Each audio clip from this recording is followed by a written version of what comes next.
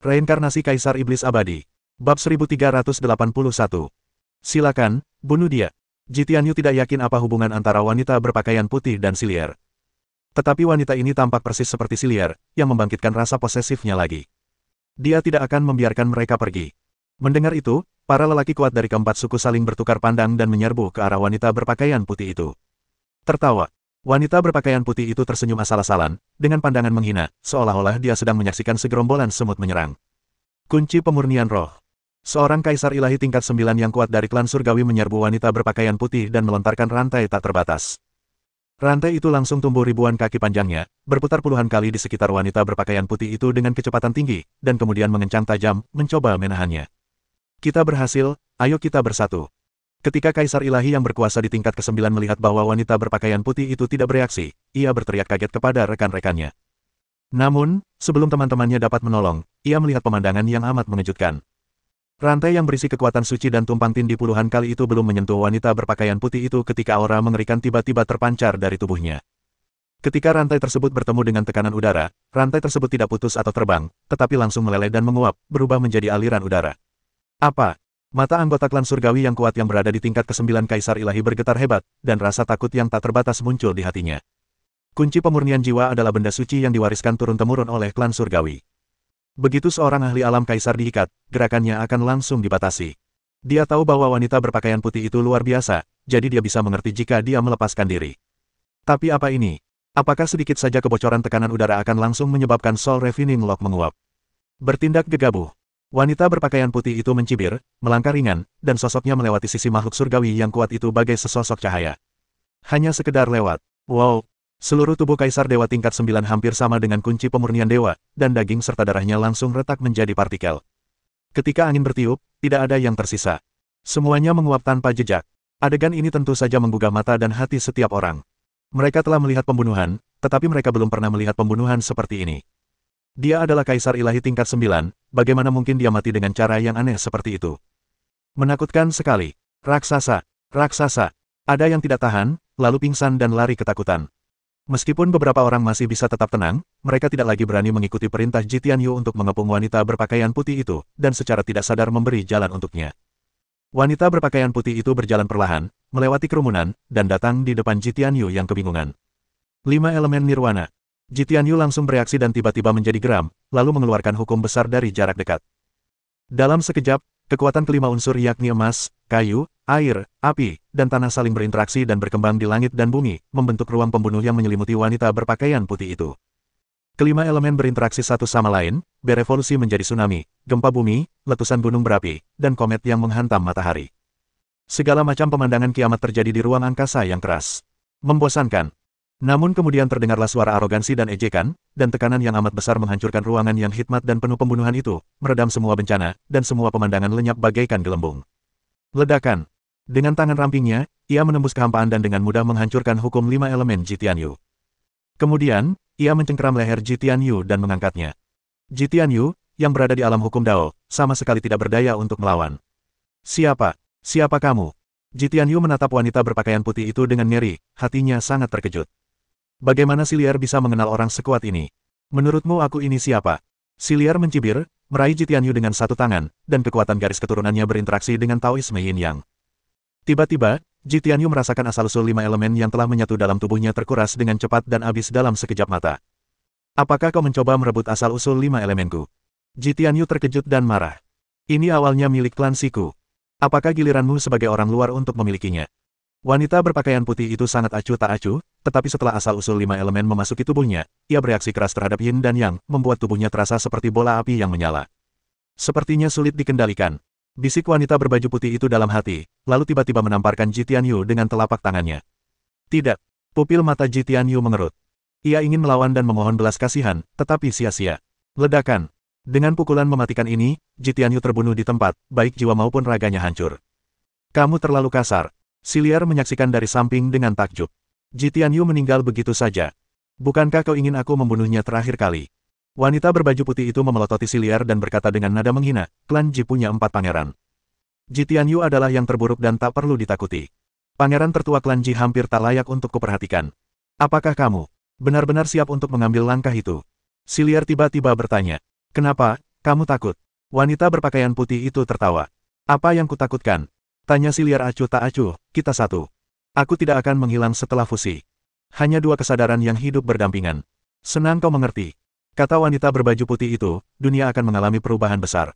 Pertama-tama aku harus menyatukan yin dan yang dan 5 elemen, baru kemudian menyatukanmu. Baru setelah itu aku akan 100% yakin untuk mengambil langkah itu dan menduduki posisi dominan di era yang makmur ini. Aku tak pernah membayangkan, secara tiba-tiba, aku akan mempraktikkan teknik rahasia yang diajarkan Kaisar Manusia, yang akan melahirkan orang mesum sepertimu. Siliar mendesah, raut wajahnya tampak rumit. Kau pasti sudah sering berpetualang di langit ke-33, kan? Tentu saja, tapi semua kesempatanku datang dengan risiko besar. Aku sudah lolos dari kematian ratusan kali. Kau tak bisa berempati padaku. Wanita berbaju putih itu memasang ekspresi dingin. Pengalamannya telah menyebabkan perubahan besar dalam karakternya, sehingga pola pikirnya benar-benar berbeda dari Siliar. Oh iya, Ji Tianyu hanya punya setengah dari esensi Dao 5 elemen. Setengahnya lagi bersama pria itu, kan? Tanya wanita berbaju putih itu, di mana dia? Apa yang akan kamu lakukan? Tanya Siliar. Kau bertanya padahal kau sudah tahu jawabannya. Kata wanita berbaju putih itu. Jika dia menyerah dengan patuh, aku akan mengampuninya demi kebaikanmu. Jika dia melawan, dia akan bernasib sama seperti Ji Tianyu. Jika kau berani menyentuhnya, aku tidak akan pernah bergabung denganmu. Kata Siliar. Apa kau benar-benar mencintainya? Perempuan berbaju putih itu mendengus. Kalau begitu dia lebih pantas mati. Aku pasti akan. Ada apa? Wanita berbaju putih itu tiba-tiba merasa sangat tidak nyaman akibat kemarahan dan kebingungan yin yang serta 5 elemen. Tubuhnya terasa bergejolak dan kepalanya berkabut. Melihat ini, Siliar segera berkata, kamu sudah gila. Sepertinya penyatuan yin dan yang serta 5 elemen tidak sesederhana itu. Wanita berpakaian putih itu dengan paksa menekan kekacauan dan tetap sedikit sadar. Kali ini, dia beruntung. Kalau dia kembali, bujuk dia untuk menyerahkan asal mula 5 elemen. Kalau tidak, lain kali kita bertemu, aku akan membunuhnya dan merebutnya dengan paksa. Setelah berkata demikian, wanita berpakaian putih itu melompat dan berubah menjadi kilatan petir yang dahsyat, lalu menghilang di tepian langit. Mungkin aku harus bergabung dengannya sesegera mungkin. Setelah bergabung, aku bisa memengaruhi pikirannya sampai batas tertentu dan menghentikannya melakukan kejahatan. Siliar memandang wanita berpakaian putih itu pergi, merasa ragu-ragu. Bab 1382. Aku tak pernah menyangka Pangeran Klan Ji akan terbunuh semudah itu. Wanita itu sungguh mengerikan. Seandainya kita tahu Kaisar Si mengenal makhluk sekuat itu, kita, ras surgawi, tidak akan pernah terlibat dalam kekacauan ini. Sekarang, lihat betapa sia-sianya kita kehilangan seorang Kaisar Ilahi yang kuat dari alam ke-9. Di klan surgawi, pemimpin klan dan semua tetua dipenuhi dengan penyesalan. Ji Tianyu kembali dari alam Dewa Utara dan segera memanggil orang-orang kuat dari semua ras untuk berbaris menuju alam Dewa Nirvana. Pada saat itu, Ji Tianyu menunjukkan kekuatannya yang luar biasa di ranah hukum Dao Agung. Semua Celestial tidak berani melawan dan menjadi yang pertama menunjukkan kesetiaan mereka. Tetapi saya tidak pernah menyangka perjalanan ini akan membawa saya ke neraka. Untungnya, wanita itu tidak berniat membunuh dan hanya mengincar Ji Tianyu. Setelah membunuh Ji Tianyu, ia pergi. Kalau tidak, orang-orang kuat dari 4 suku itu pasti sudah terbunuh atau terluka. Tentu saja, klan roh api, klan perang, dan klan raksasa semuanya tidak terluka, tetapi klan surgawi mereka kehilangan Kaisar Dewa tingkat 9 dengan sia-sia. Dibandingkan dengan ini, aku merasa kalah. Tepat saat orang-orang dari klan surgawi berdiskusi, sesosok tiba-tiba melayang dan mendarat di tengah aula. Siapa? Sang patriark klan surgawi segera berdiri. Ledakan. Tekanan yang mengerikan menimpanya, menyebabkan dia terjatuh di kursinya lagi, terengah-engah. Ini. Para tetua lainnya yang hendak mengambil tindakan terkejut. Pemimpin klan juga merupakan Kaisar Ilahi tingkat 9, tetapi dia tidak dapat menahan tekanan dari pihak lain. Apakah kamu Xiao Chen? Seseorang hanya melihat penampilan orang itu saat ini dan berteriak kaget. Xiao, Tuan Xiao, kenapa kau kembali? Mengetahui bahwa Xiao Chen bukan tandingan mereka, para Celestial segera memberinya senyuman menjilat. Aku baru saja mendengarmu berbicara tentang pangeran dari klan Ji. Xiao Chen bertanya, apa yang terjadi? Inilah yang terjadi. Patriark klan surgawi tidak berani menyembunyikan apapun dan menceritakan semua yang terjadi di alam nirvana secara terperinci. Ji Tianyu sudah meninggal. Xiao Chen benar-benar terdiam. Ia telah mencoba membunuh Ji Tianyu berkali-kali, tetapi selalu gagal. Pada akhirnya, ia mati di tangan orang lain. Tapi Siliar baik-baik saja, jadi saya bisa bernapas lega. Aku tegaskan ini sekali untuk selamanya. Siliar milikku, dan alam nirvana milikku. Jika kalian, para Celestial, berani mengamuk di alam nirvana lagi, bersiaplah seluruh klan kalian akan dibasmi. Dengan hentakan kakinya, hembusan angin menerbangkan 3 tetua terdekat dari klan Kaisar Ilahi. Xiao Chen tidak tinggal diam dan terbang keluar dari klan surgawi. Ini bintang jahat lainnya. Kita, bangsa Celestial, tak mampu menyinggungnya. Mengapa semua nasib buruk terjadi pada kita? Di dalam istana, orang-orang klan surgawi mengetahui penderitaan mereka sendiri. Alam Nirvana, Istana Si Huang. Siner, bagaimana perasaanmu? Siliar telah merawat Si Siner yang terluka, tidak pernah meninggalkan sisinya. Si Siner hanya berada pada tingkat ke-9 alam Kaisar Ilahi, dan Jitian Yu hampir tidak menunjukkan belas kasihan dalam serangan itu, hampir membunuh Si Siner. Permaisuri, aku baik-baik saja. Si Siner berbaring di tempat tidur dengan wajah pucat, tetapi menggelengkan kepalanya sambil tersenyum tipis. Di hati Siner, permaisuri akan selalu menjadi yang utama. Siliar terkejut dan berkata dengan rasa bersalah, Siner, maafkan aku, seharusnya aku tidak meragukanmu sebelumnya. Bukan, ini masalah Siner. Si Siner menggelengkan kepalanya lagi. Siner tidak menyangka Jitian Yu berpikiran sempit. Dia memang bukan tandingan Xiao Chen. Visi Ratu lebih baik daripada Siner. Berkat bantuan Jitian Yu, si Siner selalu berterima kasih kepada Jitian Yu. Ia juga merasa bahwa hanya Jitian Yu yang layak menjadi Kaisar Si, dan telah berusaha keras untuk mempromosikan mereka. Mungkin karena dia berada dalam situasi yang berbeda dan memiliki prasangka, dia merasa sangat jijik terhadap Xiao Chen, si pendatang terlambat. Tetapi baru hari ini dia menyadari bahwa Kaisar Si melihat segala sesuatunya lebih jelas daripada dirinya. Berbicara tentang Xiao Chen, ekspresi Siliar menunjukkan sedikit kekhawatiran. Aku ingin tahu apakah dia bisa melarikan diri dengan selamat. Siliar, apakah kamu begitu meremehkanku? Tiba-tiba, terdengar suara yang familiar. Siliar dan Si Siner melirik ke samping pada saat yang sama dan melihat Xiao Chen melayang masuk dan memasuki kamar tidur.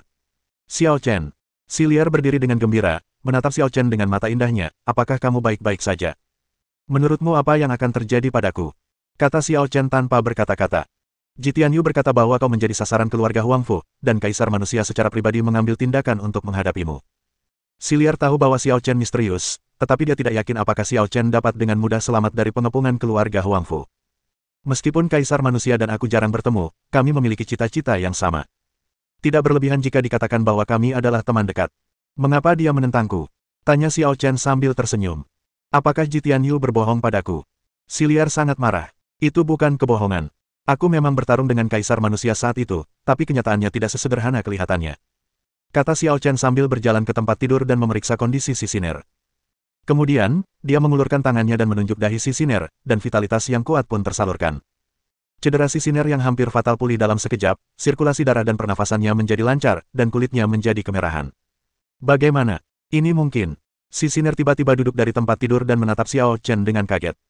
Siner, kamu baik-baik saja. Siliar juga tidak percaya. Baiklah, semuanya baik-baik saja. Lukanya telah sembuh dan kekuatan sucinya telah pulih sepenuhnya. Si Siner mengangguk dengan serius. Xiao Chen, bagaimana caranya? Kedua wanita itu menatap Xiao Chen. Metode penyembuhan ini sungguh luar biasa. Jalan vitalitas. Xiao Chen hanya menjawab dengan 4 kata. Jalan vitalitas. Siliar tercengang. Meskipun dia belum pernah mendengar tentang Avenue of Vitality, hanya memahami arti harfiahnya saja sudah cukup baginya untuk memahami maksudnya. Kau benar-benar mesum, sepertinya tidak ada yang tidak bisa kau lakukan. Gumam Siliar.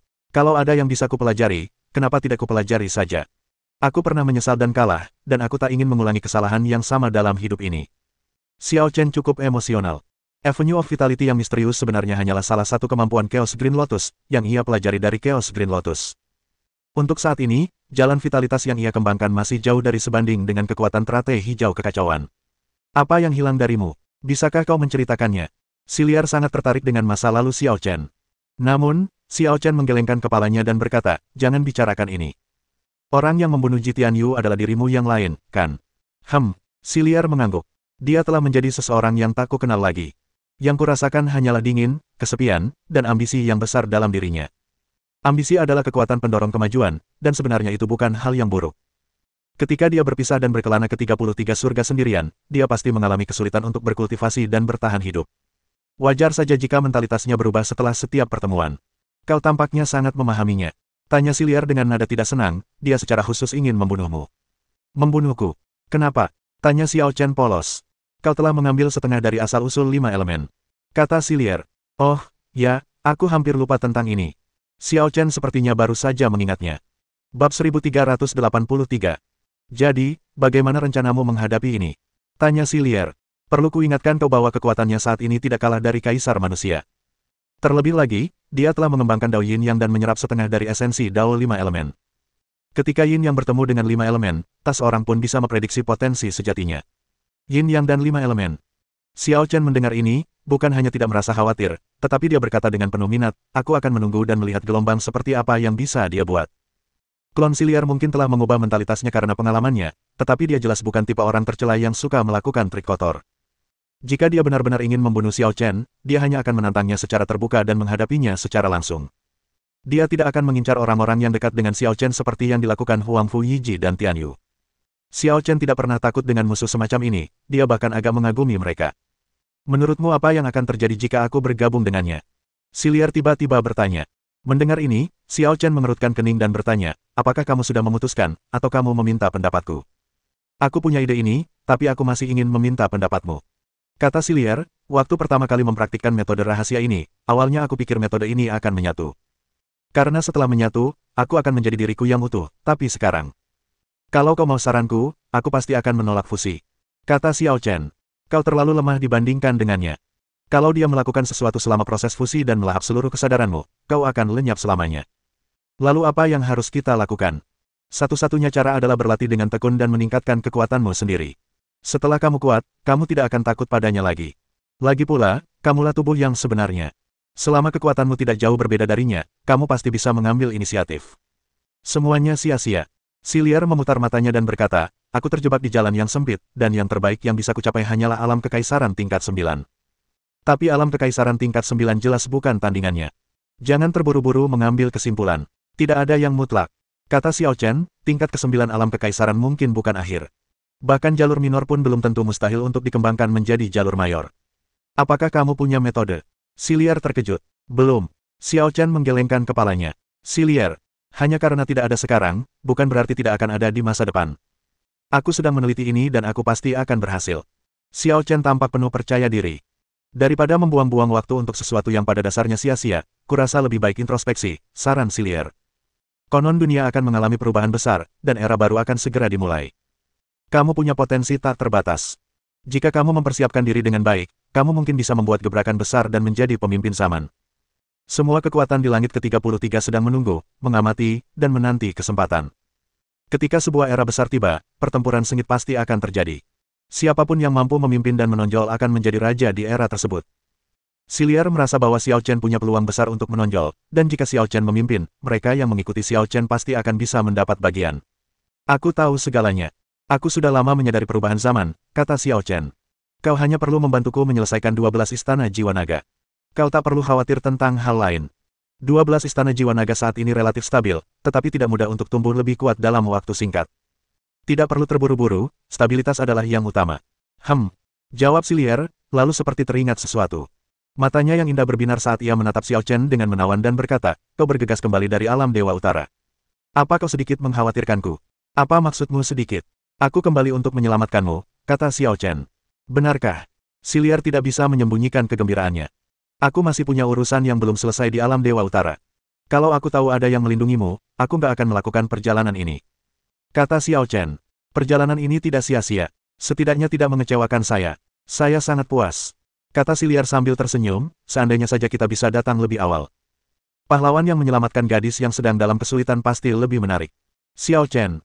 Silier sedang dalam suasana hati yang baik dan bertanya, apakah kamu akan kembali ke alam Dewa Utara untuk mengurus urusan yang belum selesai? Tidak perlu. Kaisar manusia tidak ada di sini. Dengan dukungan Yuruo, Shao Tang dan Yi sudah cukup untuk menangani masalah di sana. Xiao Chen tidak berniat kembali. Lalu apakah kamu ingin tinggal? Tanya Silier dengan gembira. Tidak, aku ingin kembali ke klan S. Kata Xiao Chen. Klan S. Baiklah, apa kau tidak ingin melihat Ratu Naga pilihanku? Aku akan membawanya ke sini kali ini. Xiao Chen merasa sudah hampir waktunya untuk menyatukan Xia Xiyun, Ye Yufei, Xiao Yingsui dan yang lainnya. Dia belum bersentuhan dengan apapun di atas surga ke-33, tetapi di 4 alam dewa, tidak ada yang bisa mengancamnya. Selain itu, dia memiliki makam reinkarnasi, jadi dia tidak perlu khawatir tentang keselamatan atau masalah, tidak peduli berapa banyak orang yang dia bawa bersamanya.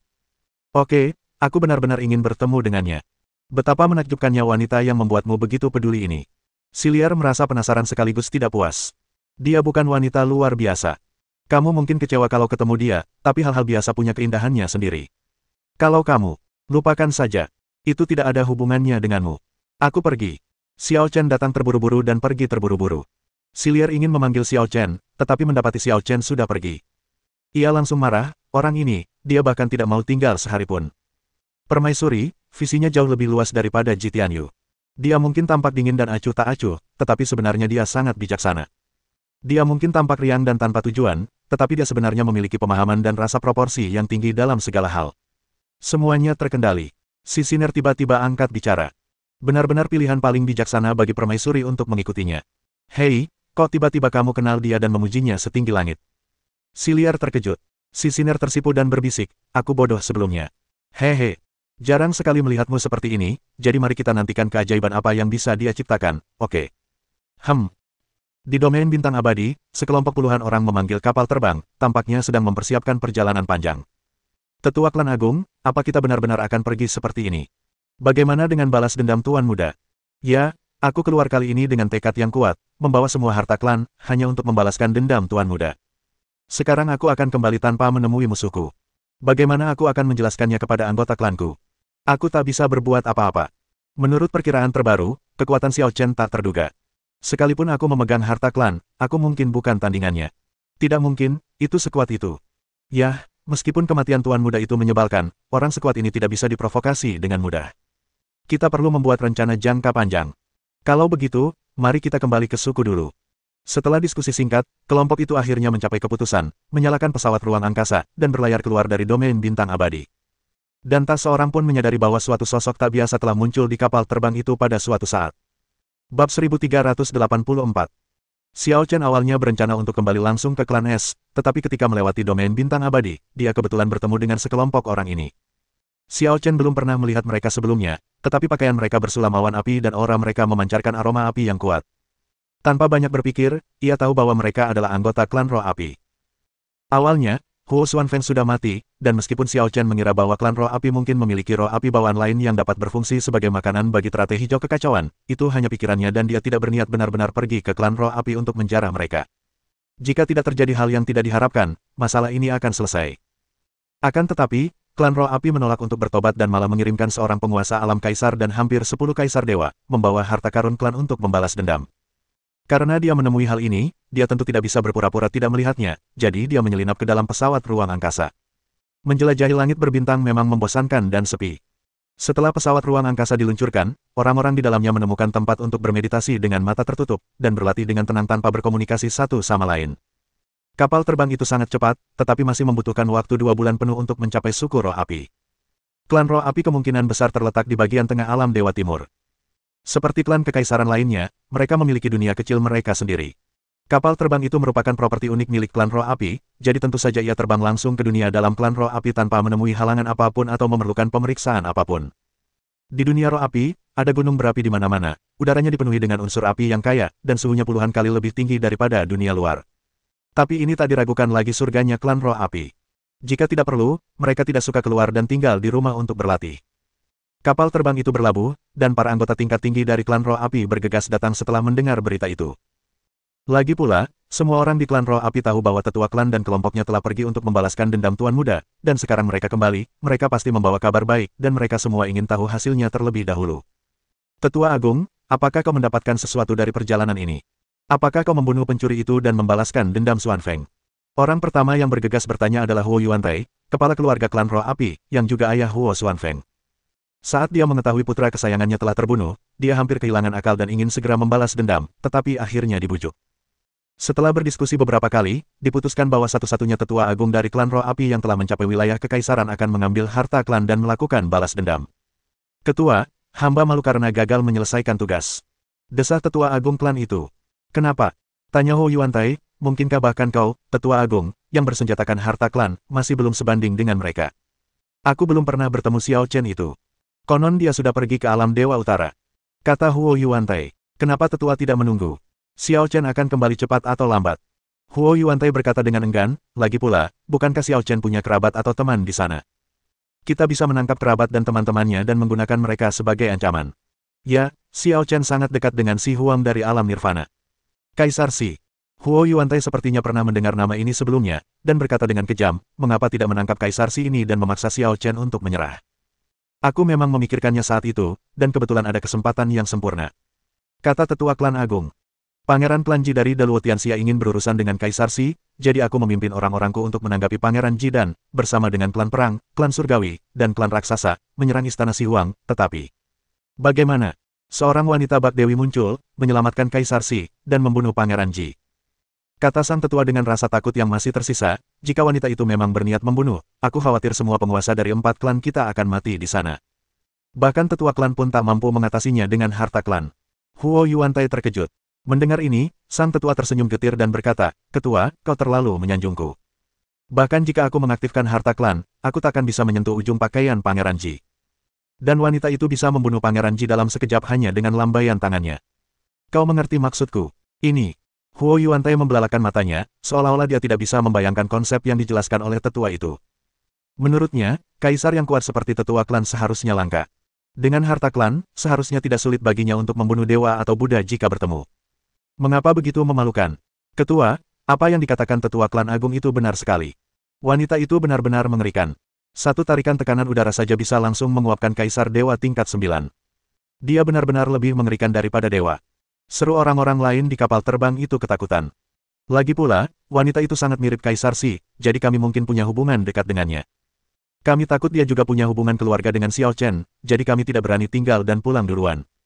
Kalau begitu, kita harus berpikir jangka panjang dan tidak bertindak gegabah. Huo Yuantai merasa kesal, tetapi ia tidak punya tempat untuk melampiaskan amarahnya. Ia hanya bisa menahannya dan memerintahkan, "Semuanya, kembali dulu. Kita bahas lagi nanti." Ya. Semua orang melompat dari kapal terbang. Ketika tetua klan hendak melipat pesawat ruang angkasa itu, ia mendapati bahwa pesawat itu tidak dapat diperkecil. Kapal terbang adalah senjata ajaib yang dapat diubah dan menyusut menjadi bentuk mini saat tidak digunakan.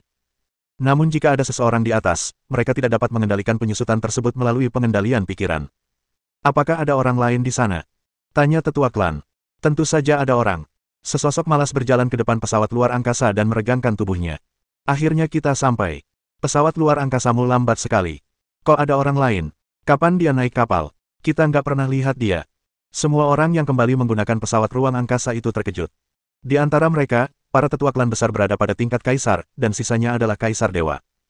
Aneh sekali bahwa begitu banyak master berkumpul bersama dan seorang remaja menyelinap masuk dan bekerja dengan mereka selama 2 bulan tanpa ada yang menyadarinya.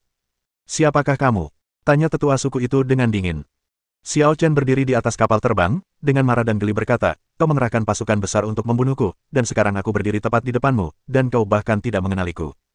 Tetua klan terkejut dan bertanya dengan heran, "Apakah kamu Xiao Chen?" "Apa? Dia pembunuh Xuan Feng." Huo Yuantai melonjak marah setelah mendengar ini, dengan niat membunuh di hatinya. Anggota klan roh api lainnya juga menganggapnya sebagai musuh yang tangguh. Mereka membunyikan trompet, dan sejumlah besar orang kuat terbang dan mengepung kapal terbang itu. "Cek-cek, pajangannya bagus, tapi kelihatannya cuma sampah. Apa kalian roh api nggak punya dasar yang kuat?" Orang terkuat dari klan roh api hanya berada di level pertama alam kaisar. Xiao Chen benar-benar tidak tertarik padanya. Namun konon pada zaman dahulu kala, kerajaan-kerajaan di 4 alam dewa sangat kuat, namun mengalami kemunduran akibat peperangan. Sama seperti klan Es, hanya ada 4 kaisar dewa, dan mereka semua adalah kaisar dewa yang biasa-biasa saja, tetapi mereka sama agungnya dengan leluhur klan Es. Sekalipun klan roh api tidak memiliki sosok seperti leluhur klan Es, seharusnya ia memiliki simbol-simbol warisan yang lain. "Xiao Chen, kau terlalu melanggar hukum.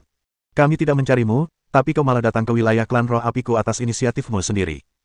Jika aku tidak membunuhmu hari ini, aku akan malu dengan reputasi leluhur roh api seumur hidup." Tetua klan sangat marah. Ia menangkupkan kedua tangannya, berbicara dengan fasih, dan semangat api dalam tubuhnya berkobar. Wow! Tiba-tiba muncullah nyala api yang cemerlang, dan di telapak tangannya, terbentuklah manik api yang memancarkan nyala api yang menyebabkan unsur api langit dan bumi menjadi tidak teratur dengan cepat. Mutiara Roh Api. Bab 1385. Manik-manik ini. Xiao Chen menatap mutiara roh api, bukan saja dia tidak takut, tetapi dia tiba-tiba menjadi bersemangat. Pada saat yang sama, Chaos Green Lotus di tubuhnya siap bergerak, membuat Xiao Chen semakin yakin bahwa Fire Spirit Pearl juga memiliki roh api bawaan. Selain itu, tingkat roh api bawaan lebih tinggi dari Huo Xuanfeng. Sepertinya perjalanan ini tidak sia-sia. Aku mau manik ini. Xiao Chen tidak ingin berbicara tentang alasan.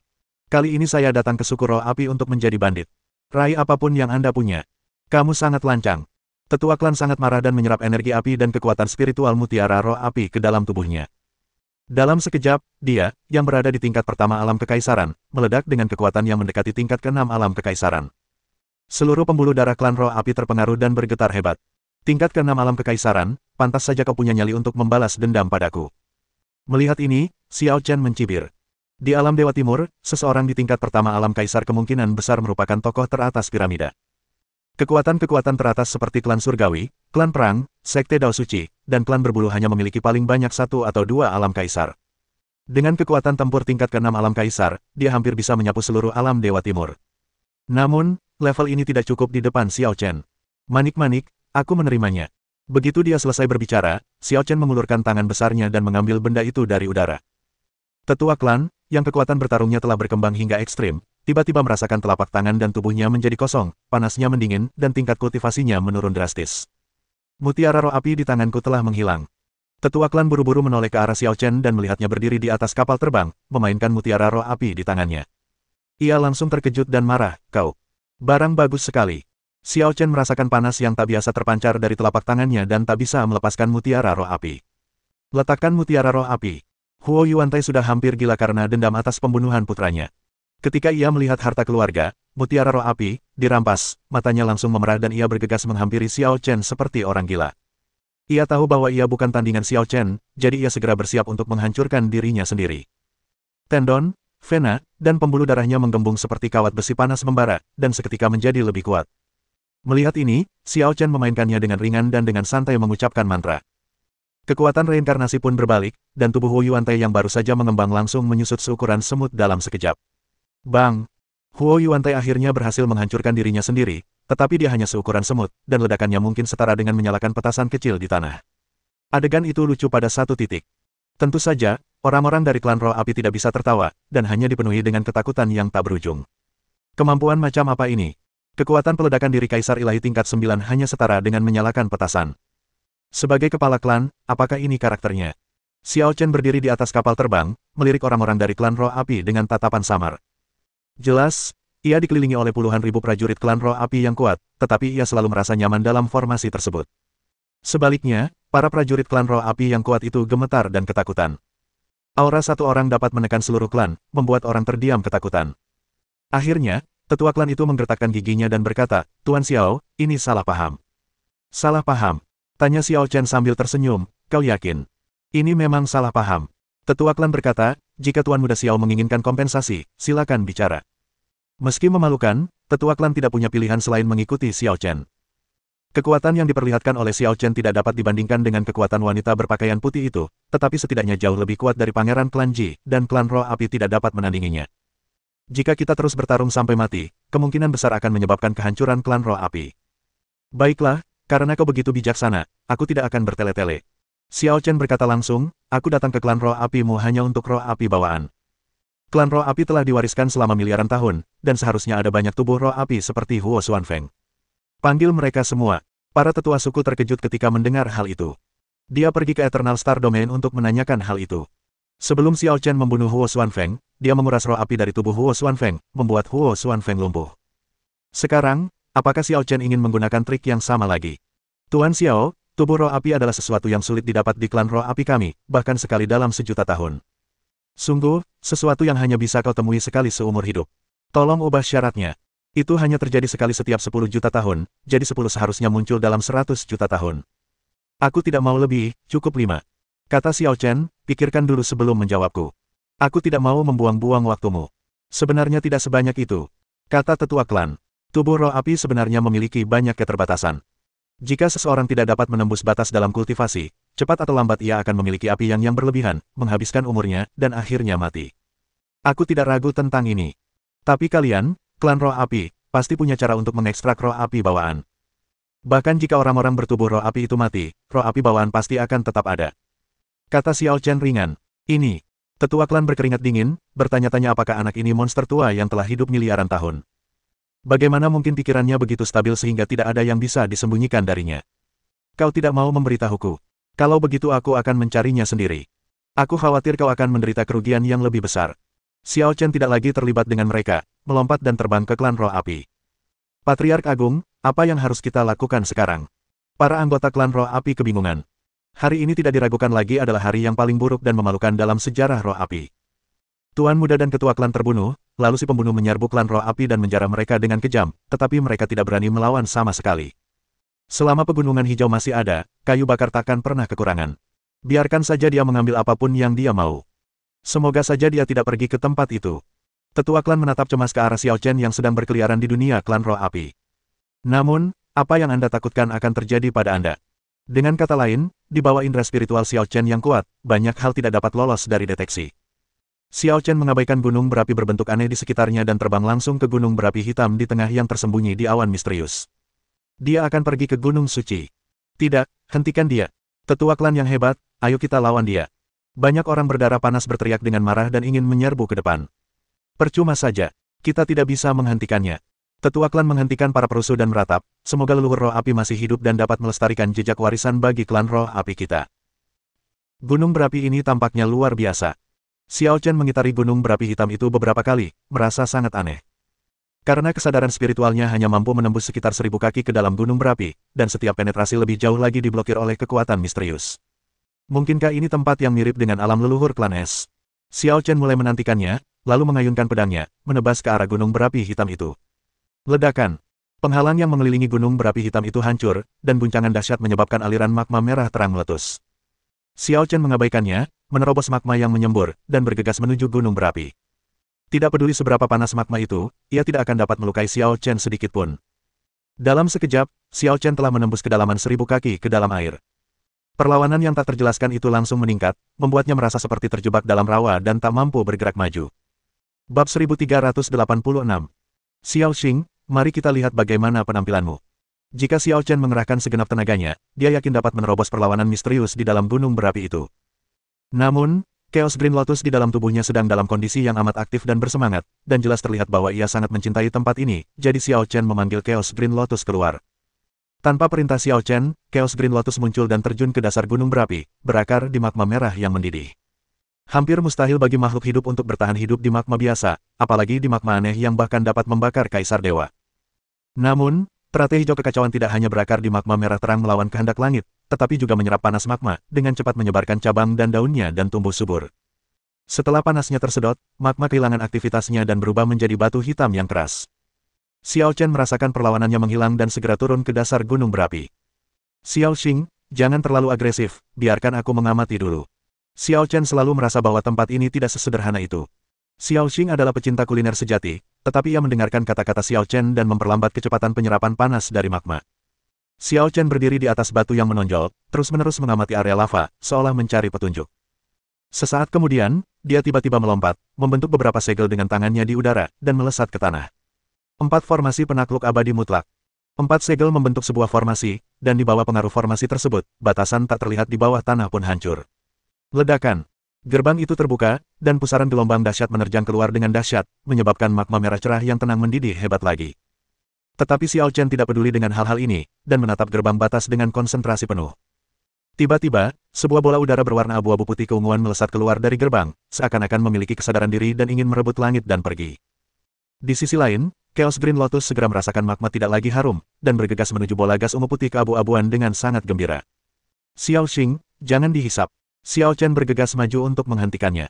Teratai hijau kekacauan, yang telah menangkap udara ungu putih keabu-abuan dan hendak melahapnya, ragu-ragu sejenak dan akhirnya berhenti. Jadilah baik. Xiao Chen menenangkan teratai hijau kekacauan dengan tangannya, lalu mengeluarkan mutiara roh api. Makanlah ini. Bola energi ungu ini berguna bagiku. Sangat berguna. Mendengar ini, Chaos Green Lotus dengan enggan menyerahkan Hongmeng Purple Ki kepada Xiao Chen. Mutiara roh api adalah harta karun klan roh api dan nilainya tak ternilai harganya. Kalau saja Xiao Chen telah mengeluarkan mutiara roh api sebelum ini, Chaos Green Lotus pasti akan sangat gembira. Tetapi setelah melihat energi ungu Hongmeng, klan roh api, seperti energi panas magma, menjadi tidak menarik sama sekali. Tentu saja, ada sesuatu yang lebih baik daripada tidak sama sekali. Teratai hijau kekacauan akhirnya menyerap mutiara roh api, tumbuh beberapa puluh sentimeter lebih tinggi, dan terbang ke tubuh Xiao Chen dengan puas dan tertidur. Aku tak pernah menyangka bisa bertemu Hongmeng Purple Ki di tempat ini. Sungguh keuntungan yang tak terduga. Xiao Chen memenjarakan energi ungu Hongmeng di tangannya, merasa gelisah sekaligus gembira. Hongmeng Purple Ki merupakan objek suci yang telah ada sebelum terciptanya langit dan bumi, dan levelnya lebih tinggi daripada energi kacau. Bahkan manusia biasa yang memperoleh energi ungu primordial dapat langsung naik menjadi dewa, memiliki umur panjang, dan tiba-tiba menyadari Dao Agung. Oleh karena itu, ia dikenal sebagai Fondasi Dao Agung. Xiao Chen tidak ragu bahwa seorang praktisi Tao kecil dapat segera diangkat ke Dao Agung dengan mengintegrasikan Ki Ungu Hongmeng. Namun jika Anda melakukan ini, Anda hanya dapat melatih satu orang saja, dan itu hanya akan mengobati gejalanya saja, bukan akar permasalahannya. An Yi, An Shaotang, Xilier, Meng Qing, Wen Renlingmeng. Xiao Chen memiliki banyak orang untuk dibantu, jadi dia tidak akan memberikan Hongmeng Purple Key langsung kepada satu orang. Dia ingin menggunakan bola energi ungu purba ini untuk menghasilkan solusi mendasar. Sepertinya ada sesuatu di dalam. Xiao Chen menatap gerbang batas itu. Gerbang itu tampak misterius dan sepertinya menyembunyikan beberapa rahasia. Namun dia sudah sangat puas dengan perolehan Hongmeng Purple Key dan tidak berhasrat lagi untuk meneruskan penjelajahannya. Segel 5 elemen. Xiao Chen membuat gerakan tangan dengan satu tangan, dan kekuatan 5 elemen terkondensasi menjadi karakter, segel, besar di ruang angkasa, memblokir dan menyegel gerbang batas lagi. Samar-samar, Xiao Chen mendengar ratapan yang tidak diinginkan. Namun dia tidak terlalu memperdulikannya, menyingkirkan energi ungu Hongmeng, berubah menjadi aliran cahaya, dan melarikan diri dari gunung berapi hitam. Semua anggota klan roh api berbaris di luar gunung berapi hitam. Gunung berapi ini adalah gunung suci bagi klan roh api. Meskipun tidak ada yang tahu apa isinya, mereka selalu kagum dan memujanya setiap hari, berdoa memohon berkah. Hari ini, seorang pendatang dengan gegabah menerobos masuk ke gunung suci dan membuat kegaduhan, yang tidak diragukan lagi merupakan penghinaan terhadap martabat klan roh api. Namun mereka tidak berani berbicara dan hanya bisa menunggu di luar. Memanggil. Xiao Chen terbang keluar dari gunung berapi dan berputar-putar di udara untuk beberapa saat. Apakah ini sambutan untuk kami? Canda Xiao Chen. Apa yang kau lakukan di sana? Tetua klan itu tak dapat menahan diri untuk bertanya. Tentu saja kau melakukan sesuatu yang baik. Aku tidak menyangka klan roh apimu punya begitu banyak hal baik. Xiao Chen sedang senang. Kita akhiri saja hari ini, tapi tidak ada kesempatan kedua. Kalau kau berani berpikiran jahat lagi, hari itu adalah hari kau memusnahkan klanmu. Hati-hati. Karena tidak ingin tinggal lebih lama lagi, Xiao Chen menebas penghalang roh api dengan pedang dan terbang menjauh dari klan roh api. Waktu berlalu dengan cepat, dan setengah tahun telah berlalu dengan cepat. Wilayah Bintang Liuyun. Klan S. Kuil S. Meng Qing mengenakan gaun putih panjang, setenang Pri Guanghan, memegang gulungan di tangannya, dan memeriksanya dengan saksama. Namun tiba-tiba dia merasa gelisah dan tidak bisa tenang. Apa yang terjadi hari ini? Meng Qing sendiri tidak mengerti. Semenjak dia kembali untuk mengambil alih posisi pemimpin klan S, dia telah mengabdikan dirinya pada integrasi dan pengembangan klan S, bekerja tanpa lelah dan gembira, jarang merasa gelisah. Mimpi cinta, keinginan, sosok elegan muncul entah dari mana, bersikap informal dan akrab di depan Meng Qing. Meng Yixiwan, yang dulunya merupakan putri garis kedua klan S, sama terkenalnya dengan Meng Qing dan bersaing memperebutkan tahta. Pemberontakan Meng Haoge mengakibatkan kematian, kelumpuhan, dan eksekusi generasi baru pangeran dan putri klan S. Kini hanya Meng Qing dan Meng Yixiwan yang tersisa. Meng Qing naik tahta sebagai patriark, dan Meng Yixiwan dengan sukarela tunduk kepadanya dan membantunya. Tentu saja, persaingan mereka sebelumnya tidak memengaruhi hubungan mereka, dan sekarang mereka adalah saudara perempuan yang dapat berbicara tentang apa saja. Ada apa? Penampilanmu tidak baik. Meng Yixiwan menyadari sesuatu dan bertanya dengan bingung. Aku juga tidak tahu. Perasaanku aneh sekali hari ini. Aku tidak bisa tenang. Meng Qing menggelengkan kepalanya. Mungkin karena Xiyun. Nona Xiyun bertingkah agak aneh akhir-akhir ini. Dia selalu mengurung diri di kamarnya. Setiap kali aku melihatnya, suasana hatinya selalu murung, kata Meng Yixiwan cemas. Dia tidak seperti ini ketika pertama kali keluar dari alam leluhur. Apa ada sesuatu yang terjadi baru-baru ini? Aku bertanya padanya, dan dia bilang dia mimpi buruk. Kata Meng Qing. Mimpi buruk apa? Aku tidak tahu, dia menolak memberitahu. Meng Qing menggelengkan kepalanya. Mendengar ini, Meng Yixiwan berspekulasi, mungkinkah ini ada hubungannya dengan Xiao Chen? Bab 1387. Memang, hanya tuan muda yang bisa membuat Xiyun begitu sentimental. Meng Qing sepertinya sudah menduganya sejak lama, tapi seharusnya dia senang memimpikannya tuan muda, kenapa dia begitu tertekan? Sepertinya orang yang mengikat bel itu harus melepaskannya. Kita tidak bisa membantu. Meng Yixiwan menunjukkan ketidakberdayaannya, lalu tersenyum licik dan berkata, Meng Qing, kau sekarang ketua klan, kenapa kau terus memanggilku, tuan muda? Apa kau kecanduan menjadi pelayan seseorang? Ini adalah berkahku, kau tak boleh iri. Meng Qing mengakuinya dengan murah hati, dan tampak merasa sangat terhormat. Cek, lagi pula aku kan putri kaisar, mana mungkin aku iri padamu karena jadi dayang orang lain. Cibir Meng Yixiwan, apa kau benar-benar tidak iri? Meng Qing jarang menggoda, seolah-olah dia bisa melihat apa yang dipikirkan Meng Yixiwan sekilas. Sejak dia kembali, topik yang paling banyak mereka bicarakan adalah Xiao Chen.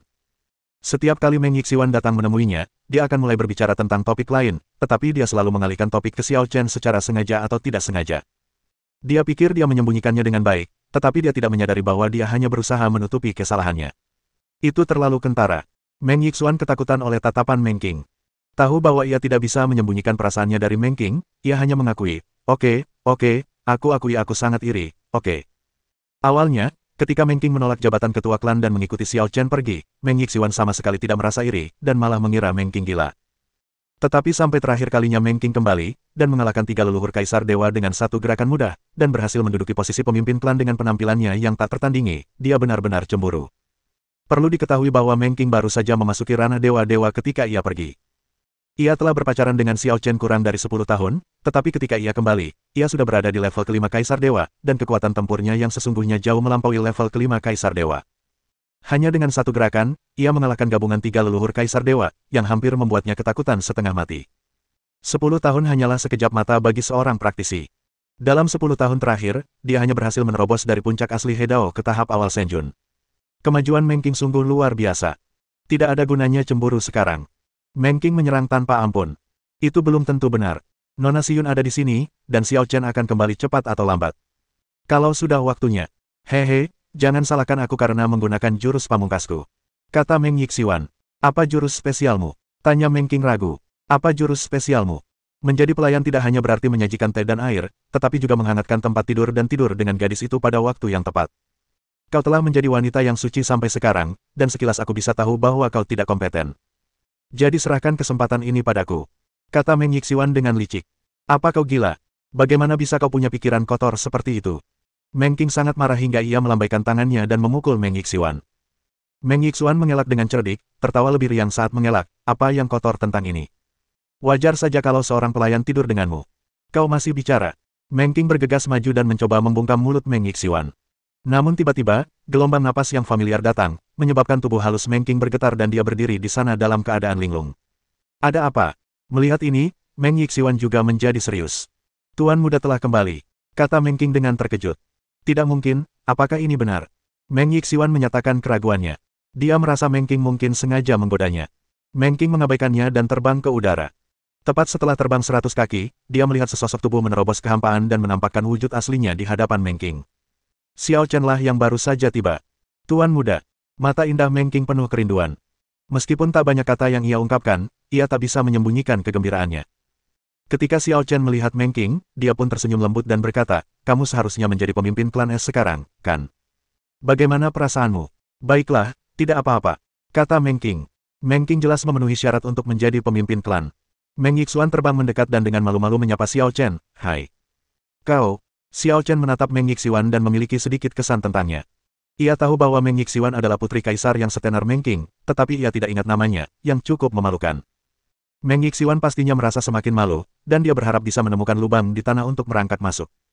Kamu masih mau tidur denganku seperti ini? Meng Qing tersenyum diam-diam. Hah? Meng Yixian berbalik dan terbang. Xiao Chen agak bingung, tapi dia tidak peduli. Dia bertanya, Xiyun seharusnya berasal dari alam leluhur, kan? Yah. Xiyun keluar beberapa hari setelah aku kembali.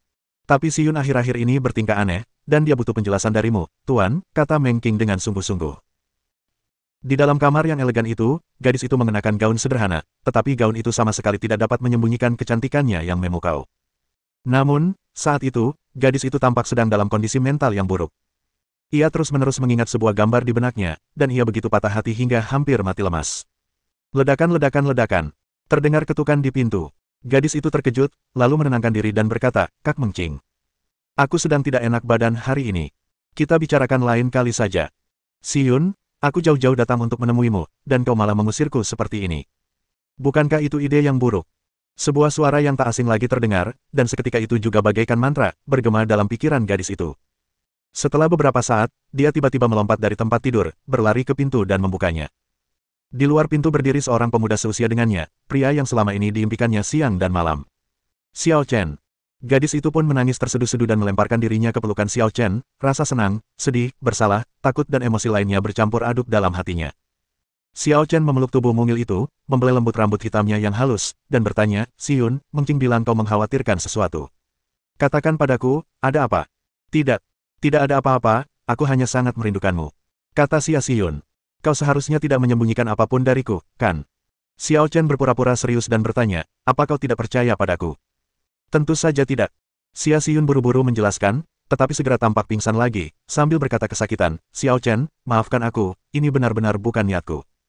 Aku tidak tahu mengapa aku bermimpi seperti itu. Mimpi? Xiao Chen terkejut dan bertanya dengan rasa ingin tahu, mimpi apa? Mimpi itu sangat menakutkan. Dalam mimpi itu, aku melihatmu dan 3 orang lain yang tidak kukenal. Aku tidak mengenal mereka, tapi aku masih bisa menyebut nama mereka. Saat itu, aku merasa seperti bukan diriku sendiri. Banyak kata-kataku yang tidak tulus, dan aku bersikap sangat dingin padamu. Semakin banyak Xia Xiyun berbicara, semakin ketakutanlah dia, seakan-akan dia telah jatuh ke dalam jurang tak berujung. Ketika Xiao Chen mendengar ini, dia terkejut. Bukankah mimpi Xia Xiyun adalah apa yang terjadi di dunia takdir? Kekuatan takdir memang luar biasa. Realitas dan ilusi silih berganti, kebenaran itu palsu, kepalsuan itu benar. Jika Xia Xiyun dapat memiliki mimpi ini, apakah Jiang Qingyan dan wanita misterius itu juga akan memiliki mimpi yang sama? Xiyun, jangan terlalu banyak berpikir, itu hanya mimpi. Xiao Chen menghibur. Tidak, aku belum selesai. Xia Xiyun menggelengkan kepalanya berulang kali, berkata dengan nada kesakitan, kemudian, aku bertarung dengan ketiga orang itu. Aku tidak bisa mengalahkan mereka, jadi kau menyelamatkanku, tapi aku. Bab 1388. Xia Xiyun berbicara lama sekali, tetapi dia masih belum punya keberanian untuk mengatakan sisa kata-katanya. Bahkan ketika dia memikirkan adegan yang terus muncul di depan matanya, hatinya sakit dan dia tidak tahu bagaimana menghadapi Xiao Chen. Tapi kau menusukku dengan pedang, bukan?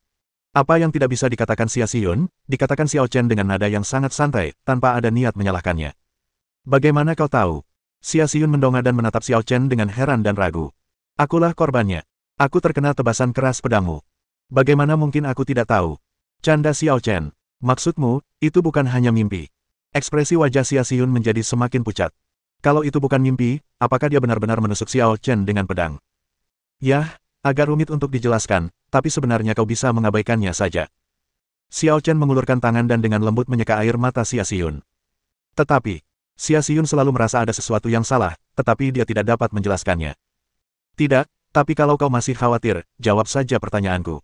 Xiao Chen menatap Xia Xiyun langsung dan bertanya dengan serius, dalam ruang dan waktu nyata, menurutmu dalam keadaan apa kau akan menusukku dengan pedangmu? Xia Xiyun menggelengkan kepalanya tanpa ragu dan berkata dengan serius, itu tidak akan terjadi, tidak akan pernah terjadi. Xiao Chen tersenyum mendengar ini dan berkata, bukankah itu cukup? Xia Xiyun tertegun sejenak, lalu mengerti apa yang dimaksud Xiao Chen. Ia menempelkan pipinya ke dada Xiao Chen lagi dan berbisik, Xiao Chen, terima kasih. Di antara kita, apa yang harus kita syukuri? Xiao Chen tersenyum, menggenggam tangannya, dan berkata, ayo, kita keluar dan bersantai. Ya, pipi Xia Xiyun sedikit memerah. Ia membiarkan Xiao Chen menggenggam tangannya, merasakan kebahagiaan yang tak terlukiskan di hatinya. Ketika Xiao Chen kembali kali ini, dia tampaknya telah sepenuhnya menerimanya, dan semuanya terasa sangat alami. Xiao Chen memegang tangan Xia Xiyun dan berjalan di langit klan es seperti sepasang peri, saling menceritakan pengalaman dan perasaan mereka. Meng Qing telah melihat pemandangan ini dan memerintahkan agar tidak ada seorang pun dari klan es yang mengganggu mereka. Ia sendiri sesekali memandangi kedua sosok itu, dengan 7 bagian berkah dan 3 bagian perasaan yang tak terjelaskan di hatinya. Seperti yang kuduga, ini masih membutuhkan campur tangan kekasihku. Meng Yixuan muncul di samping Meng Qing lagi tanpa disadarinya, dan berkata dengan senyum nakal, begitu Xiao Chen kembali, Nona Xiyun melepaskan ikatan di hatinya dan tampak jauh lebih ceria. Tapi ini sulit bagi Meng Qing kecil kita, yang hanya bisa memiliki cinta tak berbalas. Meng Qing melotot padanya dan berkata dengan marah, jika kau terus bicara omong kosong, aku akan merobek mulutmu. Wah, reaksimu terlalu besar. Apa kau marah dan malu karena seseorang memukulmu sekeras itu? Meng Yixuan dengan panik menguji dirinya sendiri di ambang kematian. Kamu. Meng Qing hampir tidak bisa menahan diri untuk tidak mengambil tindakan, tetapi pada akhirnya, dia mengandalkan statusnya, mendengus, dan berbalik. Xiao Mengqing, jangan pergi. Meng Yixiu mengejarnya. Xiyun, apakah hati indah Dao Surgawi membuatmu merasa tidak nyaman? Xiao Chen sangat prihatin dengan masalah ini. Xia Xiyun tidak lagi sama seperti sebelumnya. Ia telah langsung mencapai ranah hukum Dao Agung.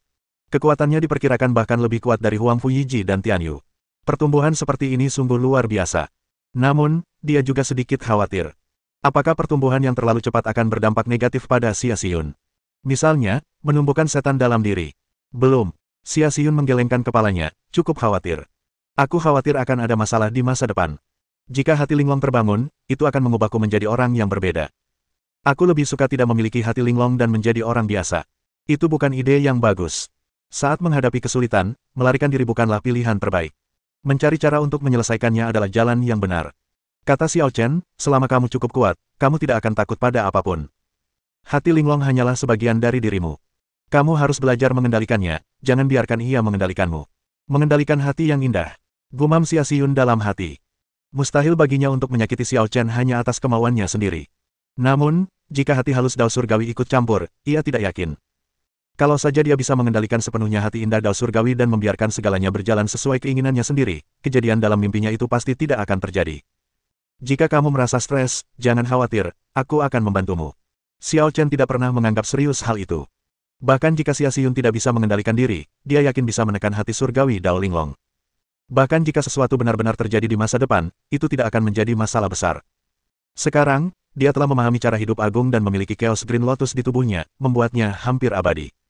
Oke, Xia Xiyun mengangguk, sudah membuat keputusan serius dalam hatinya untuk berlatih dengan baik. Ini bukan hanya tentang menyingkirkan mimpi buruk itu, tetapi juga tentang meningkatkan kekuatan saya sendiri untuk membantu Xiao Chen. Ngomong-ngomong, tak lama setelah aku keluar dari pengasingan, seorang wanita datang menemuimu. Namanya Jasmine, kata Xia Xiyun tiba-tiba. Melati. Xiao Chen tertegun. Melihat Jasmine benar-benar bersedia bertobat, dia memberinya kesempatan dan menyelamatkan nyawanya. Jasmine menggunakan tubuh Bu Yunyan, dan Xiao Chen memintanya untuk menemukan tubuh yang cocok sendiri. Jadi Jasmine datang kepadanya kali ini mungkin untuk mengembalikan jasad Bu Yunyan. Apakah dia meninggalkan sesuatu? Tanya Xiao Chen. Yah, sepertinya dia sedang terburu-buru. Ketika melihatmu tidak ada, dia menyerahkan barang-barang itu kepada Suster Meng Qing dan bergegas pergi. Kata Xia Xiyun. Ayo kita cari Meng Qing. Xiao Chen menangkap Xia Xiyun dan terbang ke kuil es. Di dalam aula, Meng Qing tampaknya sudah tahu tujuan kedatangan Xiao Chen dan yang lainnya. Ia melambaikan tangannya dengan lembut, dan sebuah peti kristal muncul dan diletakkan di depan Xiao Chen. Ini pemberian wanita bernama Jasmine kepadaku. Ada larangannya. Aku belum pernah membukanya, jadi aku tidak tahu isinya apa. Kata Meng Qing. Mendengar ini, Xiao Chen menjentikkan jarinya, dan pembatasan pada peti mati kristal itu terangkat, dan tutup peti mati pun terbuka. Di dalam peti mati itu, seorang wanita cantik terbaring tenang, tanpa detak jantung atau napas, wajah dan kulitnya pucat pasi. Jelaslah, wanita itu bukan lagi orang yang hidup, tetapi hanya tubuh.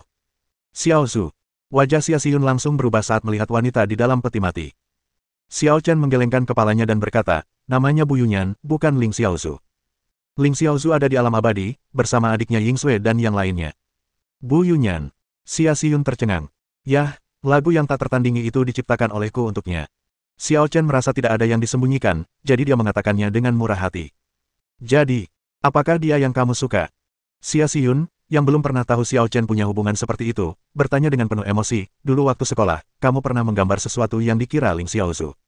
Tapi ternyata Bu Yunyan, kan? Yah, tapi Bu Yunyan dan Ling Xiaozhu itu ada hubungannya. Kau bisa memahaminya sebagai reinkarnasi. Kata Xiao Chen. Apakah Xiaozhu tahu? Xia Xiyun bertanya. Aku tahu. Jasmine sudah menceritakan semuanya. Tapi dia tidak punya ingatan Bu Yunyan. Dia hanya orang luar yang mendengarkan cerita itu dan tidak bisa benar-benar memahaminya. Bab 1389. Xiao Chen, bagaimana kalau kita kembali ke alam abadi dan membawa Suster Yufei, Xiaozhu, dan yang lainnya? Usul Xia Xiyun. Sudah lama aku tidak bertemu mereka. Itulah yang aku rencanakan. Kata Xiao Chen sambil tersenyum, ikutlah denganku ke negeri dongeng. Oke. Kata Xia Xiyun gembira. Tuan muda, apakah negeri dongeng tempat Anda berada merupakan antarmuka cabang bintang Xiyan yang dikelola oleh Ningyan? Tanya Meng Qing tiba-tiba. Bintang api ungu. Ekspresi Xia Xiyun berubah. Ada apa? Xiao Chen terkejut.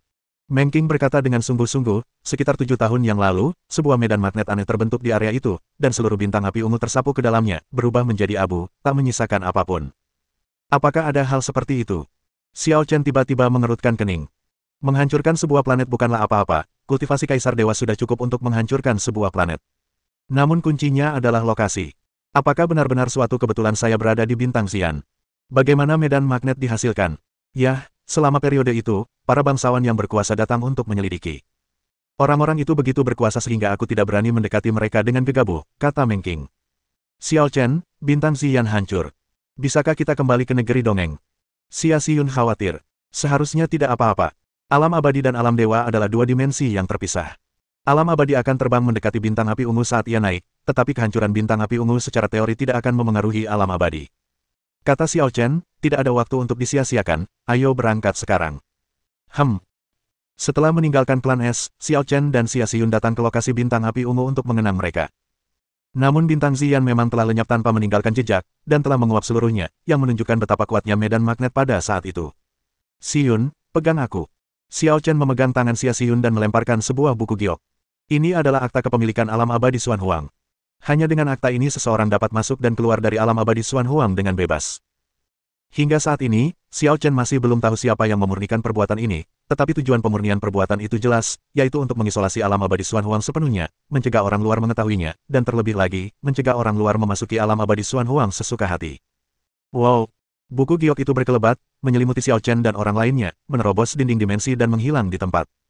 Ia ditularkan menggunakan buku giok dengan kecepatan yang sangat cepat. Dalam sekejap, Xiao Chen merasakan napas dari negeri dongeng yang telah lama hilang. Namun tak lama kemudian, ekspresinya berubah sedikit dan dia berkata, tidak, ada sesuatu yang terjadi di alam abadi. Aura jahat. Xia Xiyun juga mengerutkan kening, dan firasat buruk muncul di hatinya.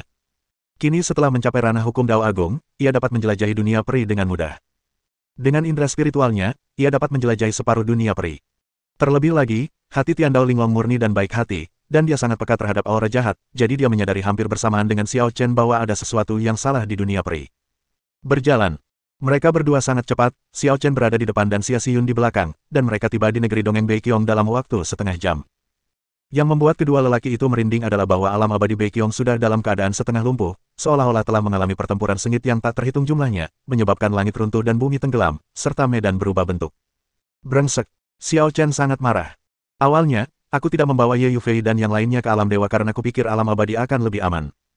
Aku akan membawa mereka setelah aku memiliki pijakan yang kuat di alam dewa.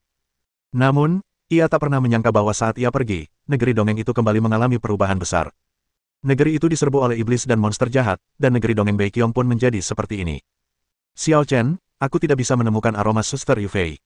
Indra spiritual Xia Xiyun menyelimuti alam abadi Beiqiong, tetapi dia tidak mendeteksi aroma yang familiar, dan dia pun menjadi semakin cemas. Wilayah abadi Beiqiong telah diserang.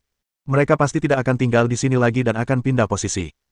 Ayo kita cari mereka di tempat lain. Setelah Xiao Chen selesai berbicara, dia terbang menuju negeri peri lainnya. Walaupun dia khawatir, dia sebenarnya sedikit bingung.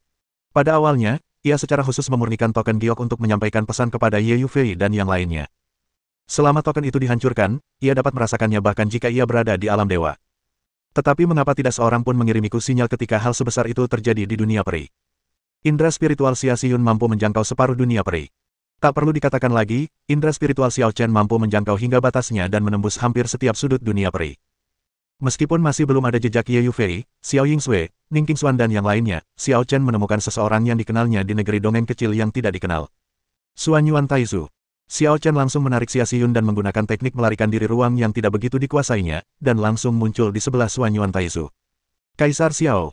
Kaisar Xuan Yuan awalnya merasa seperti menghadapi musuh yang tangguh, tetapi setelah melihat wajah Xiao Chen, dia langsung menjadi gembira. Senior Xuan Yuan, apa yang terjadi di dunia peri? Kenapa jadi begini? Tanya Xiao Chen dengan tidak sabar. Aduh, lorong tersegel menuju alam baka telah dibuka oleh kekuatan tak dikenal, dan makhluk serta monster jahat yang tak terhitung jumlahnya mengganggu keenam alam. Terutama alam abadi, yang pertama kali diserang dan dibantai oleh monster-monster itu. Sungguh pemandangan yang mengerikan. Keluh Xuan Yuan Taizu. Jalan menuju alam baka. Hati Xiao Chen bergetar. Apakah iblis yang kabur dari sana begitu kuat? Ketika Xiao Chen Cai telah mencapai tingkat Kaisar Agung, ia memimpin 10 Kaisar Abadi untuk menyegel jalan Netherworld. Bahkan jika jalan itu terbuka lagi sekarang, dengan kekuatan keseluruhan dunia peri, kita sepenuhnya mampu bertarung. Lagi pula, Taizu dari Sekte Xuan Yuan sudah mencapai tingkat Kaisar Surgawi, dan ada juga di Tian, Yan Huang, Ye Yanyao, dan para Taichu terkuat. Bukankah mudah untuk menyegel jalur Netherworld? Kali ini berbeda. Benar-benar berbeda dari monster-monster di masa lalu. Kekuatannya luar biasa. Jika bukan karena bantuan roh-roh yang kuat, aku khawatir dunia peri sudah lama musnah. Kata Xuan Yuan Taizu. Ras roh. Xiao Chen tertegun. Ya, tapi mereka bukan ras roh milik Kaisar Roh Tianzong, melainkan ras roh dari alam dewa. Tanya Xuan Yuan Taizu, Kaisar Xiao, apa kau tidak tahu tentang ras roh di alam dewa? Belum pernah dengar.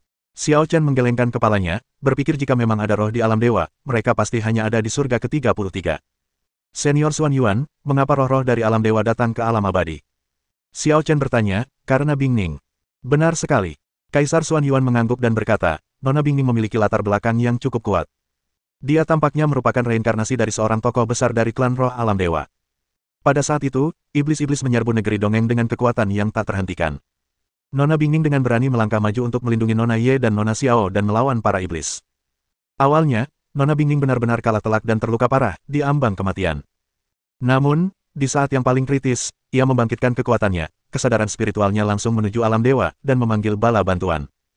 Taizu Yuan sangat bersyukur dan berkata, sepertinya roh-roh kuat itu tidak bisa turun langsung ke negeri dongeng. Mereka hanya menggunakan semacam harta karun untuk membangun lorong sementara, dan beberapa proyeksi turun. Namun, meskipun begitu, mereka tetap mengalahkan pasukan iblis dan membawa kedamaian ke negeri dongeng. Meskipun masih banyak aura iblis di dunia peri selama 7 tahun terakhir, mereka tidak lagi perlu dikhawatirkan. 7 tahun. Itu bertepatan dengan hancurnya bintang Xian. Xiao Chen sepertinya mengerti sesuatu dan bertanya, apa yang terjadi pada Bingning Yingsue dan yang lainnya. Aku mengikuti roh-roh kuat ke alam ilahi. Kata Xuan Yuan Taizu, atas permintaan Bingning, hampir semua orang dari Sekte Meteorit dibawa ke alam ilahi. Kaisar Xiao, jangan khawatir. Aku baru saja terbiasa dengan alam abadi dan tidak ingin berkeliaran, jadi aku menawarkan diri untuk tinggal di sini. Bab 1390. Bingning ini sangat membantu lagi. Xiao Chen menghela napas lega. Yu Fei, Yingsue dan yang lainnya baik-baik saja, yang merupakan berkah tersembunyi. Senior Xuan Yuan, aku akan pergi dan melihat jalan menuju Netherworld. Aku akan merepotkanmu untuk mengurus dunia abadi. Kata Xiao Chen. Selama tidak ada invasi oleh kekuatan eksternal yang terlalu kuat, aku akan melakukan yang terbaik untuk memulihkan negeri dongeng. Kata Xuan Yuan Taizu. Baiklah, pertama-tama kita perlu melenyapkan sisa energi iblis di dunia peri. Xiao Chen, mengapa kau tidak membiarkanku mencobanya? Xia Xiyun selangkah lebih maju dari Xiao Chen. Ia mengulurkan tangannya yang ramping, putih, dan lembut dari balik lengan bajunya. Begitu ia mengatupkan ke 10 jarinya, kekuatan magisnya langsung muncul. Catatan pemurnian jalan surgawi. Jantung surga yang indah sedang bekerja, dan kekuatan kemurnian dan kebaikan membersihkan lingkungan sekitar, dari langit hingga ke alam baka, dan semua makhluk hidup dan roh bersujud. Wow! Cahaya pemurnian itu menyapu dan menyebar ke setiap sudut negeri peri. Energi jahat yang tersisa di dunia peri bertemu dengan kekuatan pemurnian dan langsung dimurnikan. Suasana iblis pun sirna, negeri dongeng kembali menjadi langit biru cerah, dan semua roh pun bergembira. Ini, Kaisar Xuan Yuan dipenuhi keterkejutan. Melihat Xia Xiyun yang bermandikan cahaya suci, ia merasa bahwa wanita yang awalnya tampak biasa saja ini kini begitu bermartabat dan suci sehingga tak ternoda. Sudah sampai titik ini, Xiao Chen mengagumi pesona Xia Xiyun dengan sepenuh hatinya. Seharusnya itu sudah cukup, kan? Xia Xiyun menyembunyikan kecerdasannya dan menatap Xiao Chen dengan penuh tanya, dengan sedikit ketidakpastian. Meskipun dia telah membangkitkan hati indah Dao Surgawi, dia belum pernah menggunakan kekuatannya sekalipun. Ini pertama kalinya. Setelah mendengarkan ajaran Xiao Chen, dia diam-diam memutuskan untuk mengendalikan hati Linglong dan menjadi kuat. Jadi ketika dia melihat Xiao Chen mencoba menghapus aura iblis di dunia peri, dia pun memberanikan diri untuk mencobanya. Bagus sekali. Aku bahkan mungkin tidak bisa mencapai ini. Puji Xiao Chen. Jika kau menggunakan hati indah Dao Surgawimu dengan benar, itu benar-benar dapat bermanfaat bagi semua makhluk hidup. Bisakah itu membantumu? Tanya Xia Xiyun. Xiao Chen terkejut ketika mendengar ini, dan mengubur sentuhan emosinya, dan terkekeh, tentu saja, aku juga salah satu jiwa rakyat jelata. Ayo kita pergi ke dunia bawah dan bertemu iblis-iblis itu. Xuan Yuan Senior, hati-hati. Xiao Chen membawa Xia Xiyun bersamanya, menembus angkasa, dan menghilang ke negeri dongeng. Setelah bersentuhan dengan jalur reinkarnasi, Xiao Chen menyadari bahwa dimensi dunia peri terlalu rendah dan tidak ada reinkarnasi. Setelah kematian, manusia tidak dapat bereinkarnasi dan akan lenyap selamanya. Reinkarnasi Bu Yunyan sebagai Ling Xiaozu mungkin satu-satunya pengecualian. Itu karena Jasmine menanamkan sebab dan akibat Tai Sang Wang Qinglu dalam diri Bu Yunyan, yang memungkinkan Bu Yunyan beruntung mempertahankan jejak jiwanya. Jadi, dunia bawah di sini hanyalah dunia setara dengan dunia dongeng, yang dihuni oleh kaum dunia bawah, bukan hantu-hantu orang mati. Suasana di dunia bawah gelap, tanpa sinar matahari, dan udaranya diselimuti lapisan warna hijau tua. Praktisi biasa yang datang ke sini hanya akan merasa tidak nyaman dan tertekan. Namun, Xiao Chen dan Xia Xiyun adalah orang-orang hebat sehingga mereka tentu tidak menganggap serius penindasan ini dan bepergian dengan bebas di dunia bawah. Dunia peri dibantu oleh roh-roh kuat dan mengalahkan iblis-iblis dari luar wilayah. Terlepas dari energi iblis yang tersisa, dunia menjadi damai. Namun, Netherworld tidak menderita. Penduduk asli Netherworld dibantai, dan jejak serta napas makhluk jahat dan monster ada di mana-mana. Namun, sebagian besar iblis dan monster jahat ini memiliki tingkat kultivasi yang rendah, dan yang terkuat hanya setara dengan Raja Dewa. Xiao Chen dapat membunuh mereka semua hanya dengan sekali pandang. Adapun Xia Xiyun, ia dikelilingi oleh energi surga dan merupakan musuh bebuyutan makhluk jahat dan monster. Ketika musuh melihatnya, mereka lari ketakutan dan gemetar, tidak berani mendekatinya sama sekali. Lagi pula, ia pernah ke sini sekali, jadi Xiao Chen sudah familiar dengan rutenya. Setelah menempuh ribuan mil, ia tiba di ujung Netherworld. Di luar batas itu terdapat area tak beraturan yang tak berujung. Jika diperhatikan lebih dekat, di persimpangan antara wilayah tak beraturan dan dunia bawah, terdapat lorong misterius selebar sekitar 10 kaki, yang sangat menarik perhatian. Segel lorong itu memang telah rusak. Sungguh dahsyat. Xiao Chen menatap pintu masuk dengan ekspresi serius. Dialah yang menutup jalan itu dengan tangannya sendiri, jadi tentu saja dia tahu apa yang sedang terjadi. Dilihat dari kekuatan-kekuatan jahat yang masih tersisa di lorong itu, segel itu mungkin tidak bertahan sedetik pun sebelum rusak dalam sekejap. Tidak apa-apa jika banyak sekali makhluk jahat dan iblis yang bersatu padu menyerang, Tetapi jika segel itu dirusak oleh satu iblis saja, maka hal itu harus ditanggapi dengan serius. Karena kekuatan pukulan yang merusak segel itu melebihi kekuatan kaisar manusia. Siapa yang bisa yakin berapa banyak monster setingkat ini yang ada di seberang lorong? Siyun, aku akan mengatur ulang segelnya. Tunggu di sini. Tanpa menunggu jawaban Siyun, Xiao Chen melompat dan terbang menuju lorong itu. Begitu dia muncul di depan lorong itu, dia merasakan angin dingin yang mengerikan menerjang ke arahnya, mengiris kulit Xiao Chen, meremas daging dan darah Xiao Chen, dan mencemari jiwa Xiao Chen. Namun, Xiao Chen bukanlah orang biasa. Kekuatan ilahinya mengalir dari dalam keluar, mengusir roh jahat. Sidi Zanjian, Huang Dao Gui. Xiao Chen mengangkat tangannya dan berkonsentrasi, dan niat pedang dari 10 kaisar abadi agung langsung mulai terbentuk dan melonjak di tangannya, bergabung menjadi satu. Xiao Chen bukan lagi orang yang sama seperti dulu. Ia kini bisa menggunakan semua trik lamanya dengan mudah. Terlebih lagi, kekuatannya berkali-kali lipat lebih kuat. Mendesis. Dengan ayunan pedang, cahaya pedang abadi menguasai dunia dan menyerbu ke ujung lain lorong. Di dalam lorong itu, roh-roh jahat yang tak terhitung jumlahnya dibasmi oleh cahaya pedang, dan terdengar jeritan serta ratapan di mana-mana. Segel ilahi 4 simbol. Segel surga jalan kekaisaran. 89 teknik penyegelan ilahi. Sihir terlarang Qian Kun. Gerakan Xiao Chen cepat dan cahaya ilahinya tak terbatas. Dalam sekejap, ia telah menggunakan puluhan metode penyegelan, berharap dapat menutup lorong itu dalam satu gerakan. Lancang. Tiba-tiba, di ujung lain lorong, Raja Iblis asing itu menjadi murka. Sebelum dia muncul, kekuatan iblis yang ekstrim menghancurkan cahaya pedang dan melakukan serangan balik, ingin membunuh Xiao Chen dan mencegahnya menyegel jalan itu. Xiao Chen, hati-hati. Siyun sangat sensitif terhadap kekuatan jahat. Ia menyadari bahwa kekuatan iblis ini luar biasa kuat dan khawatir Xiao Chen tidak akan mampu mengatasi situasi tersebut dan jatuh ke dalam krisis, jadi ia segera melangkah maju. Teknik jantung pembasmi iblis jalan surgawi. Postur Siyun lincah dan anggun, dan dia menggerakkan kekuatan paling suci dan murni dengan naluri. Kekuatan atribut suci tidak diragukan lagi tidak cocok dengan atmosfer dunia bawah. Setelah digunakan, kekotoran akan lenyap dan kejahatan akan hancur. Ledakan. Serang ke arah jalan masuk untuk melawan kekuatan iblis tertinggi. Hei! Hati indah dari Dao Surgawi. Di ujung lorong yang lain, Raja Iblis asing itu mula-mula terkejut, lalu bersemangat dan gembira. Hahaha. Kekuatanmu bahkan belum bangkit, tapi beraninya kau datang ke sini dan memamerkan kekuatanmu. Biar kutunjukkan bagaimana aku akan menghancurkanmu. Ledakan. Di dalam lorong itu muncullah sesosok iblis yang sombong. Hanya dengan memperlihatkan seberkas bentuk saja tampaknya dapat menghancurkan langit dan mengganggu waktu dan ruang. Merusak. Raja Iblis hanya mengarahkan jarinya, dan kekuatan suci Siyun langsung hancur. Meskipun yang sakral dapat menahan kejahatan sampai batas tertentu, namun jika kesenjangan kekuatan antara kedua belah pihak terlalu besar, apa yang disebut dengan menahan diri itu hanyalah sebuah lelucon. Kekuatan Raja Iblis asing jauh lebih besar dari Siyun. Kau sendirian. Apa orang-orang dari aliansi Dao Surgawi itu gila? Mereka bahkan tidak mengirim siapapun untuk menjaga tuan rumah hati Dao Surgawi Linglong, dan membiarkanmu datang ke sini sendirian. Bersambung.